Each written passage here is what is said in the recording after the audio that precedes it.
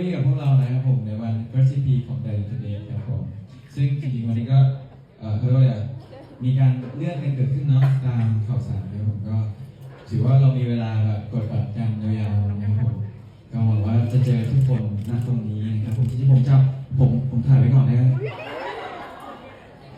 เช็คชื่อได้ไหม ครับผมจำได้ดีเลยครับ อันไหนถ่ายไว้ จะสร้างหลักฐานนะครับนี่นะครับ ถ่ายไว้ พี่ที่ถือกระเป๋าแล้วน้องใจดี2 ตัวนะผมจำพี่แล้วนะมีใครน้องคนนี้ที่เพิ่งจบเพิ่ง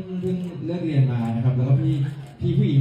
หัวฟ้าคนนั้นนะครับ อันนี้คืออะไร อันนี้คือจำไว้เลย ว่า Power Puff Girl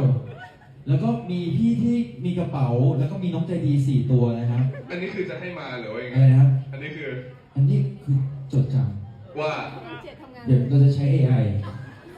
นี่คือถ่ายหมดแล้วเราก็จะใช้ AI บอกว่า